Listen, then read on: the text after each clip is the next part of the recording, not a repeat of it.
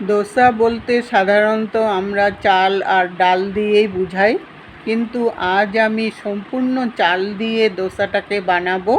এটার নাম হলো নির্দোসা।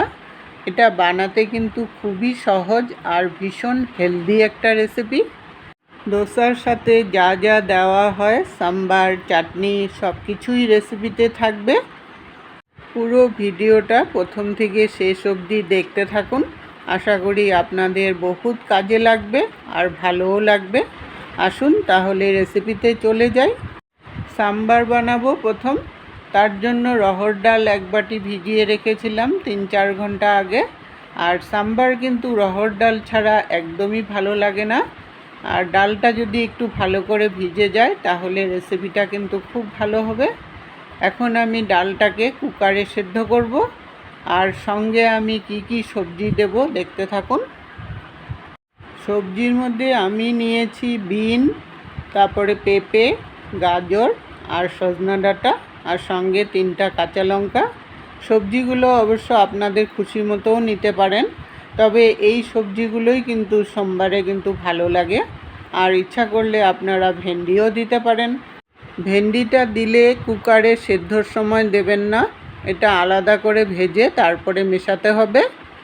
কুকারে ডালগুলো দিয়ে সঙ্গে সব সবজিগুলো দিয়ে স্বাদ মতো নুন দিয়ে এখন একটা সিটি মেরে নেব। একটার বেশি সিটি মারবেন না, তাহলে ডালটা বেশি গলে গেলে সাম্বারটা কিন্তু ভালো লাগবে না। এদিকে ডালটা সেদ্ধ হতে হতে আমি চাটনি বানিয়ে নেব দোসাটার জন্য। একটা ফ্রাই প্যান বসিয়ে 1 কাপের মতো বাদাম নিয়ে নিলাম। বাদামগুলোকে এখন মিডিয়াম আঁচে রেখে ভেজে নেব। 2-3 মিনিট ভাজার পর আঁচটা একদমই কমিয়ে দিলাম। কমিয়ে তারপর লো ফ্লেমে রেখে যখন বাদামগুলো একটু ফুটতে শুরু করলো আর খোসাগুলো যখন ছাড়তে শুরু করলো, তখনই নামিয়ে একটু ঠান্ডা করে নেব। বাদামগুলো ঠান্ডা হয়ে গেছে, এখন খোসাগুলোকে ছাড়িয়ে নেব। খোসাগুলোকে ছাড়িয়ে নিয়ে তারপর একটা মিক্সার জারে নিয়ে নিলাম। মিক্সার জারে প্রথমে বাদামগুলোকে শুকনোই গুঁড়ো করে নেব, তাহলে চাটনিটা বানাতে কিন্তু সুবিধা হবে আর পেস্টটাও খুব সুন্দর হবে। বাদামগুলো গুঁড়ো করা হয়ে গেছে, একদম পাউডারের মতো হয়নি, একটু দানা দানা থাকলেও কোনো ব্যাপার না। এখন এটার মধ্যে নারকেল কোড়া দেব। এটা ফ্রেশ নারকেল কোড়া, 3 চামচ নারকেল কোড়া দিয়ে দিলাম। নারকেলটা একটু বেশি করে দিবেন, তাহলে চাটনিটা খেতে কিন্তু খুব ভালো লাগবে। সঙ্গে ঝালের জন্য একটা লঙ্কা দিয়ে দিলাম, ঝালটা আপনাদের টেস্ট অনুসারে দিবেন। আর স্বাদ মতো নুন দিয়ে দিলাম, আর একটু মিষ্টি দিয়ে দিলাম। আর টকের জন্য 4-5 কোয়া তেঁতুল ভিজিয়ে রেখেছিলাম, গুটিটাকে সরিয়ে ওই তেঁতুল ভিজানো জলটা শুদ্ধ পাল্পগুলো দিয়ে দিলাম। আর সামান্য পরিমাণে জল দিয়ে এখন এটাকে একটা স্মুথ পেস্ট বানিয়ে নেব। পেস্টটা আমার হয়ে গেছে, একটা বাটির মধ্যে নিয়ে নিলাম। দাঁড়ান, চাটনিটা আমার এখনও হয়নি, কিন্তু এটার মধ্যে এখন তড়কা লাগাতে হবে, তাহলেই চাটনিটা কিন্তু পুরো পারফেক্ট হবে। এখন গ্যাসে একটা তড়কা প্যান বসিয়ে 2 চামচ সরষের তেল দিয়ে দিলাম।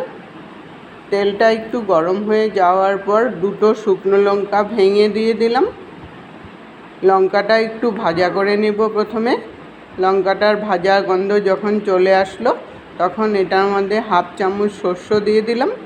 সরষেটাও একটু ভাজা করে নিলাম। তারপর এখানে 8-10টা কারি পাতা নিয়েছি, কারি পাতাগুলো দিয়ে দিলাম। কারি পাতাগুলো দিয়ে একটু সময় ভাজা করে নিলেই চাটনির তড়কা একদম রেডি হয়ে গেল। চাটনির মধ্যে ঢেলে মিশিয়ে নিলেই চাটনি আমার একদম রেডি। চাটনিটা বানাতে বানাতে এদিকে কুকারটাও খুলে গেছে, ডালটাও সুন্দর করে সিদ্ধ হয়ে গেছে। এখন কড়াই বসিয়ে 2 চামচ সরষের তেল দিয়ে দিলাম। তেলটা গরম করে নিয়ে তারপর 3টা শুকনো লঙ্কা ফোড়নে দিয়ে দিলাম। লঙ্কাটা একটু ভাজা হয়ে যাওয়ার পর 1/2 চামচ সরষে দিয়ে দিলাম। সরষেটাও একটু ভাজা করে নিলাম। তারপর 8-10টা কারি পাতা দিয়ে দিলাম। কারি পাতাটা একটু ভাজা হয়ে যাওয়ার পর একটা বড় সাইজের টমেটোকে কুচি করে নিয়েছি, টমেটোটাও দিয়ে দিলাম। টমেটোটা একটু তেলের সাথে ভেজে নিয়ে যখন টমেটোটা একটু গলে গেল, তখন এটার মধ্যে হাফ চামচ হলদি পাউডার দিয়ে দিলাম। হলদিটা দিয়ে আর একটু সময় ভাজা করে নিয়ে তারপর ডালটাকে দিয়ে দিলাম। ডালটা সব মশলার সাথে ভালো করে মিশিয়ে নিয়ে তারপর 4-5 কোয়া তেঁতুল আগের থেকেই ভিজিয়ে রেখেছিলাম, তেঁতুলের পাল্প সহ জলটাকে দিয়ে দিলাম। টকও হবে আর তেঁতুল দিলে কিন্তু টেস্টটাও খুব ভালো আসে। তেঁতুলটা দিয়ে ভালো করে মিশিয়ে নিয়ে মিষ্টির জন্য একটু চিনি দিয়ে দিলাম। এখন ডালটাকে ফুটতে দেব। কয়েক মিনিট ফুটে যাওয়ার পর তারপর নামানোর আগে সাম্বার মশলা নিয়েছি, সাম্বার মশলা 2 চামচ দিয়ে দিলাম। সাম্বার মশলা দিলেই এটা সাম্বারের টেস্ট আসবে সুন্দর। সাম্বার মশলাটা দিয়ে তারপর একটু নেড়ে চেড়ে নামিয়ে নিলেই আমার সাম্বার একদম রেডি হয়ে গেল। এখন আমি বানাবো দোসা। তার জন্য 1 বাটি চাল আগের থেকে ভিজিয়ে ভালো করে ধুয়ে তারপর ভিজিয়ে রেখেছিলাম। চালটা কিন্তু বেশ সুন্দর করে ভিজে গেছে। 4-5 ঘন্টা মতো ভিজিয়ে রাখবেন, তাহলে এটা গুঁড়ো করতে সুবিধা হবে।